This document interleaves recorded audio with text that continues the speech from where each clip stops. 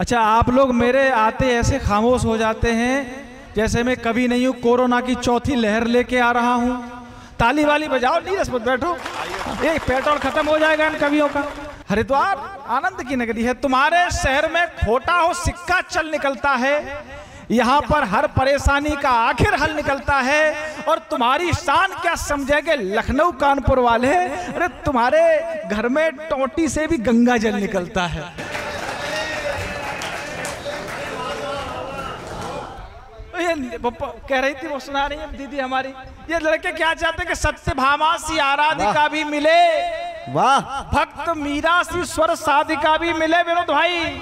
और ये आजकल के कन्हैया ये चाहे इन्हें रुक्मिणी भी मिले और राधिका भी मिले। वाह,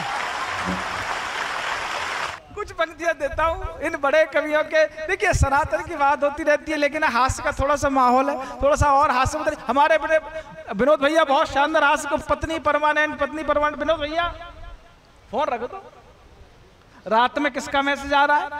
इस समय दो ही लोगों के मैसेज आते हैं, एक उधार वालों का और जुगाड़ वालों का, क्योंकि लिफाफा इनका मुझसे ज्यादा है तो उधार वाले तो हैं नहीं, अब जुगाड़ वाले हैं तो भाभी से शिकायत करनी पड़ेगी। इनका तालियां बजा दो। हाँ देखो, रजनी बहन जी का मेरे पास फोन है, मैं सच बता रहा हूँ। एलेश एक हरिद्वार में कार्यक्रम कराना है गोविंद घाट पे। मैं ठीक है सर, आ जाएगा। मैंने आ जाएगा, मैंने कि पूछा नहीं पेमेंट वगैरह क्या लेगा, तो मैंने कि कौन कौन आ रहा है? इन्होंने कहा विनोद भाई आ रहे हैं। मैंने विनोद भाई आ रहे हैं, बड़े कवि हैं, तो मैंने कि ठीक है आ जाऊंगा। मैं ना पूछा लिफाफा वगैरह, मैंने कि भाई क्या दे दूं? बहन जी ने पूछा, बोले कि विनोद भाई को जो दे रही हो 500 रुपए उससे मुझे कम दे देना। इनने कहा ठीक है बेटा, तो तू आजा, विनोद भाई के 500 ही थे।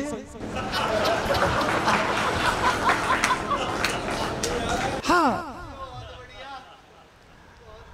देव सेना जैसी, बहुत कम आपके मध्य रहूंगा, वो कह के गई बहन जी। मैं सही बता रहा हूं, एक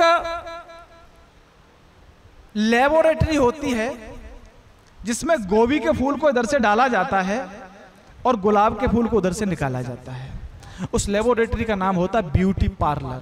जियो जियो बेटा। ये सच बता रहे, कवि सम्मेलन थोड़ी देर लेट हुआ। ये जितने भी कवि बैठे हुए हैं ये पुरुष हैं, सब ओरिजिनल ब्यूटी हैं, सिंथेटिक ब्यूटी नहीं है। ये पूरा कवि सम्मेलन रजनी बहन जी के कारण लेट हुआ। मैं सच बता रहा हूं, ये जितने हैं सबने मुंह पे गंगा जल मारा है और पोंछा भी नहीं आके बैठ गए। ये अकेली थी कि 3 घंटे तक पीओपी हो रही थी।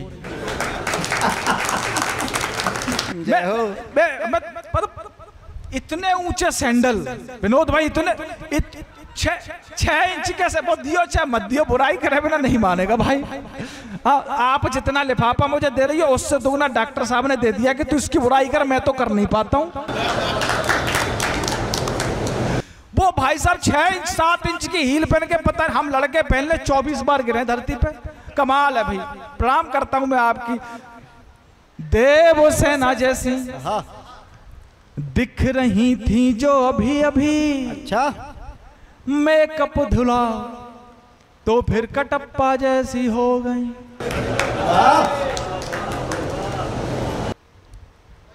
सुष्मिता वो अब उठ गई, अगर वो बैठी रहती तो मैं कहता सुष्मिता ऐश्वर्या करीना की टक्कर दिखाई देती हैं। सुष्मिता ऐश्वर्या करीना की टक्कर दिखाई देती है, और दूर से देखो तो यूरिया भी शक्कर दिखाई देती है। देव सेना जैसी दिख रही थी जो अभी अभी मेकअप धुला तो फिर कटप्पा जैसी हो गई। ताज की मीनार जैसी देह चाहती थी, किंतु सिंधु मोहनजोदड़ो हड़प्पा जैसी हो गई। तो रस भरी करारी सी जलेबी कभी बन न पाई, गोल गप्पे खा के गोलगप्पा जैसी हो गई। बाल झड़ रहे हैं, इनकी दाढ़ी मूछें आ गई हैं। बाल झड़ रहे हैं, इनकी दाढ़ी मूछें आ गई हैं। पप्पा की दुलारियां भी पप्पा जैसी हो गई। मैं सच बता रहा हूं, एक छोटा सा और कुछ टिप्पणी करता हूँ, एक छोटा सा मुक्तक और सुनाता हूँ और बुलाता हूँ उस व्यक्तित्व को जिसके आने से ये धरती पावन होगी, पुनीत होगी। हमारे आदरणीय गुरुदेव बैठे हुए हैं, जिन्होंने सांसद बनकर कभी हमारे नगर की शोभा बढ़ाई थी, विकास कराया था, जिन्हें विकास पुरुष के नाम से भी जाना जाता है। और 10,000 से भी ज्यादा इस भारतवर्ष में मुझे लगता है विनोद भैया शायद सबसे अधिक कवि सम्मेलन करने वाले व्यक्तित्व यहाँ बैठे हुए हैं। एक बार उनके लिए जोरदार तालियां बजाएं। मैं आता हूं फिरोजाबाद, मेरा गृह जनपद रहा, वर्तमान में आगरा में रहता हूं। सच बता रहा हूं, मेरी लंबाई देखकर आप समझ गए होंगे, मेरा सबसे पहले ख्वाब था मैं पुलिस में जाना चाहता था। उत्तर प्रदेश से आया हूं साहब। जब मैंने इंटर पास किया था तब स्थिति बड़ी अजीब थी। मैं भाई साहब पुलिस की भर्ती देखने गया, मैंने रिटन पास कर लिया, ब्रिलियंट में छोटे से हूं, हालांकि इस बात का मैंने घमंड नहीं किया कभी। मैं पुलिस की भर्ती देखने गया, फिजिकल में उसने मेरे सीने पे फीता लगाया, बोला फुला, मैंने सीना फुलाया, बोला क्या कर सकता है देश के लिए, मैंने कि जान दे सकता हूं देश के लिए। अफसर बोला डिस्क्वालीफाई। मैं घर आ गया, मुझे लगा कुछ कमी रह गई होगी, मैंने फिर दूध पिया, दंड बैठक लगाई। मैं अगले वर्ष फिर गया, उसने फिर फीता लगाया, उसने कहा फुला, मैंने फिर फुलाया। बोलो क्या कर सकते हो देश के लिए, मैंने जान दे सकता हूं देश के लिए, मान दे सकता हूं देश के लिए, ईमान दे सकता हूं देश के लिए। बोले डिस्क्वालीफाई।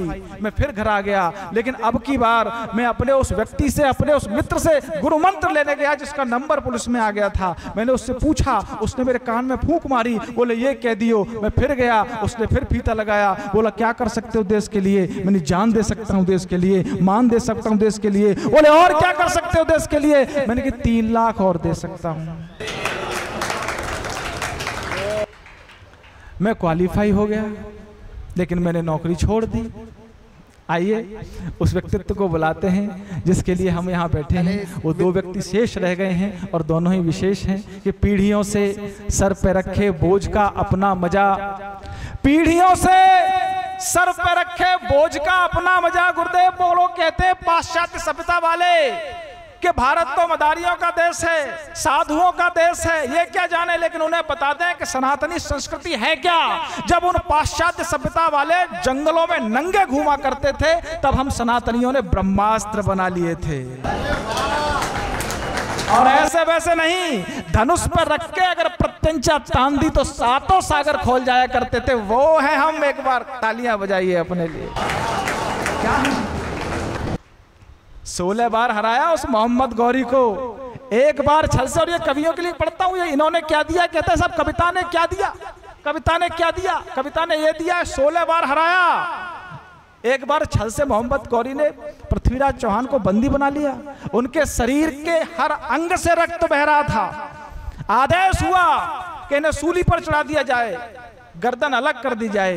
तब एक कवि के दिमाग की बत्ती जली, उसने कहा कि महाराज बादशाह, जिस व्यक्ति विशेष को तुमने मारने का आदेश दिया है वो अद्भुत कलाओं का स्वामी है, शब्दभेदी बाण चला सकता है। बादशाह बोला कैसा शब्दभेदी, इनके बाप दादाओं ने कभी शब्दभेदी सुना हो तब तो जाने। उन्होंने कैसा शब्दभेदी के वो शब्दभेदी के शब्द हो जाए, गुंजायमान हो जाए, ध्वनि उत्पन्न हो जाए, वहां पर ये बाण मार सकते हैं। बोले प्रबंध कराया जाए। प्रबंध कराया गया, एक धनुष का एक बाण का दिया गया पृथ्वीराज चौहान को। और उसने पढ़ा कवि ने कि 4 बांस 24 गज, अंगुल अष्ट प्रमाण, ताऊ पर सुल्तान है मत चूके चौहान।